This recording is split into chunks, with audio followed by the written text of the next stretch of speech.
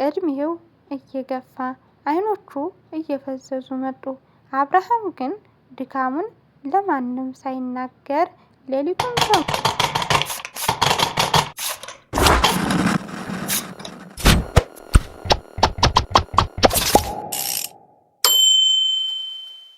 የእርግብ የዋህነትና የመጨረሻው ስንብት። ሰላም ውድ ናይል ዩቲዩብ ቤተሰቦቼ እንደምን አላችሁ? እንኳን ወደ ናይል ዩቲዩብ በሰላም መጣችሁ። ዩቲዩባችንን ሰብስክራይብ፣ ላይክ እንዲሁም ኮሜንት እያደረጋችሁ አበረታቱን። ሰብስክራይብ አድርጉ። ከቃል ወደ ህይወት የተሰኘው ፕሮግራማችን ዛሬ መጨረሻ ክፍል ይዤላችሁ ቀርብ ያለው ክፍል 19 የእርግብ የዋህነትና የመጨረሻው ስንብት። የሳሙኤል ማረፍና የዳዊት የልብ ትህትና ማህበረ ዳንኤልን ፍጹም ወደሆነ መንፈሳዊ ሰላም አሸገሩት። አሁን ማህበሩ የፈተናዎችን ማዕበል ሁሉ አልፎ እንደ ረጋ ባህር ሆነ። ዮናስ የከተማውን ስርዓትና የዳዊትን ቀድሞ የንግድ እውቀትንም በማጣመር ማህበሩ በራሱ የሚተዳደርበትን የእደ ጥበብና የእርሻ ስራዎችን በስፋትም አደራጀ። ማርታና ሳባንም የበጎ አድራጎትንም ስራውንም ወደ አጎራባች መንደሮችንም አሰፉት። ከዓመታት በኋላ በአካባቢው ላይ ታላቅ መንፈሳዊ ብርሃን የለኮሰውና ወንድማማቾቹን በጸሎትና በምክር ደግፎ ያቆመው አብርሃም በስጋው ላይ ከባድ ድካም መታየትንም ጀመረ።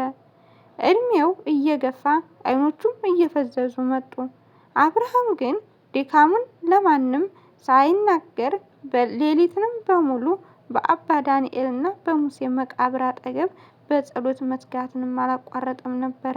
አንድ ቀን ምሽት አብርሃም ዳዊትንና ዮናስን ወደ እርሱ ጠራቸው። አብርሃም ሁለቱንም እያየ በደካማና በሰላማዊ ድምፅ እንዲህ አላቸው፣ ወንድሞቼ የእኔ የመርከብ ጉዞ ወደ ፍጻሜው ደርሷል። ጌታ ወደ ወደቡ እየጠራኝ ነው። እኔ ካለፍኩ በኋላ በልባችሁ ውስጥ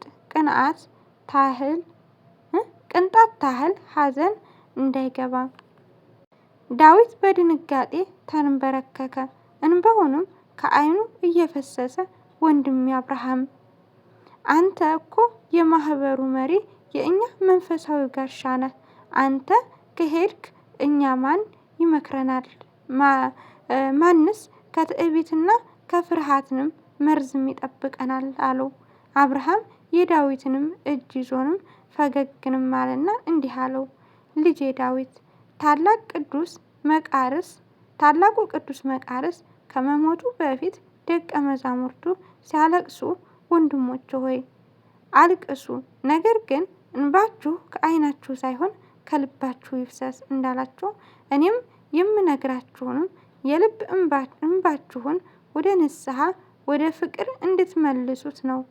እኔ መሪ አልነበርኩም፣ መሪያችን ክርስቶስ ነው። አስታራቂያችንና መሰረታችንም ደግሞ የአባ ዳንኤል ጸሎት ነው። አብርሃም ቀጠለና የመጨረሻውን ምስጢር ነገራቸው። ያንን የአባቶች ታሪክ አስተውሉ። አንድ ወጣት መነኩሴ መምህሩን አባቴ ሆይ ፍጹም ክርስቲያን ለመሆን ምን ላድርግ ብሎ በጠየቀውን ጊዜ መምህሩ ወደ መቃብር ሄዶ ሙታንን እንዲሰድባቸውና እንዲያወድሳቸው አዘዙት። ወጣቱን ተመልሶ መጣና ሙታኑን ለስድቡ ለምስጋናው ምንም አልመለሱም አላቸው። መምህሩም አንተም እንደነዚህ ሙታን ሁን፣ የሰዎች ስድብ ሆነ ምስጋና የማይለውጥህ ለዓለም የሞትክ ሁን አሉት። አብርሃም በጥልቀት እየተነፈሰ እንግዲህ የእኔ የመጨረሻ ምክር ይሄ ነው፣ ለዓለም ውዳሴና ክብር የሞታችሁ ሁኑ። ሰይጣን ማህበሩን በጦርና በክስ ሊያፈርሰው አልቻለም። አሁን የሚቀረው ፈተና በውስጣችሁ መለያየትና እኔ እበልጣለሁ የሚል ሀሳብንም መዝራት ብቻ ነው። እርስ በእርሳችሁ እንደ እርግብ የዋሆች ሆኑ። ማህበረ ዳንኤል የድንጋይ ህንፃ ሳይሆን በእናንተ ልብ ውስጥም ያለ ፍቅር ነው አላቸው። በዚያችም ሌሊትም አብርሃም የወንድሞቹን እጅ በአንድነት አቆራኝቶ ወደ ሰማይም ቀና ብሎ ከጸለየ በኋላ በሰላም አረፈ። የማህበሩ ሰውና የመንደሩ ሕዝብ የአብርሃምን አስከሬን ለመሸኘት እያለቀሱ ተነሱ። አብርሃም በአባ ዳንኤልና በሙሴ አጠገብም ተቀበረ። ሦስቱ መቃብሮችንም አሁን የማህበሩ ታላላቅ ምሰሶዎች ሆኑ። ዳዊትና ዮናስ፣ ማርታና ሳባ በአብርሃም መቃብር ፊት ቆመው ቃላቸውንም አደሱ። የአብርሃም ማረፍ ማህበሩን አላደከመውም። ይልቁንም የእርሱ የመጨረሻ ምክር የልጆቹን ልብ እንደ ብረትንም አጠነከረው። ማህበረ ዳንኤል በቅድስት ኦርቶዶክስ ተዋሕዶ እምነት ጥላ ስር ሆኖ ለብዙ ሺህ ነፍሳት የንስሐ፣ የፍቅር፣ የእውነተኛና ትህትና ወደብ በመሆን ብርሃንን ያበራ ጀመረ ይላል። ታሪኩ እዚህ ላይ የተፈጸመ የመጨረሻው ክፍል ነው። ጸሐፊ በኃይለ ማርያም የተጻፈ ነው። እስኪ እንግዲህ ከክፍል 1 ጀምረ እስከ ክፍል 19 በተከታታይ አቅርቤላችኋለሁ። ሁለተኛ ወራችንን አሁን ይዘናል ከጀመረን እና በጣም ደስ የሚል ትረካ ነው። እስኪ እናንተ ምን ተማራችሁ ከዚህ ትረካ? እኔ ከዚህ ትረካ ምን እንደተማርኩ ታውቃላችሁ?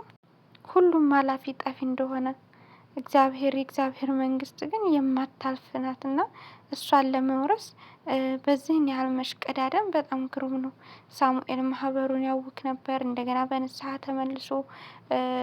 በንስሐ ተመልሶ ሞተ።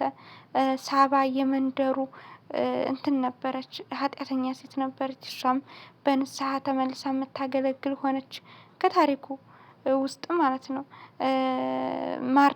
ማርታ ዘማዊ ነበረች። በመንገድ ላይ ሲሄዱ አግኝተዋት እንደገና አባ ዳንኤል ከዛ ወጥተው አባ ዳንኤል ከዛ አርፈዋል።